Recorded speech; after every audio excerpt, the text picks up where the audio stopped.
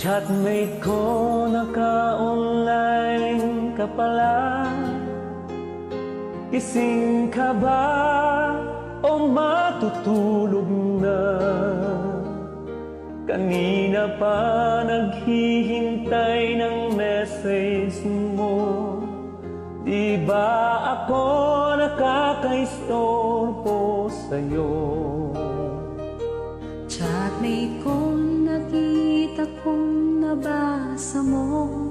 Alright. Sin ang nakalagay sa baba ng message ko. Binuksan ko messenger ko. Mag-selfie ka naman o kahit sticker lang. Miss na miss ko na ang ating kulitan. Kung ba't kasi magkaiba tayo ng oras?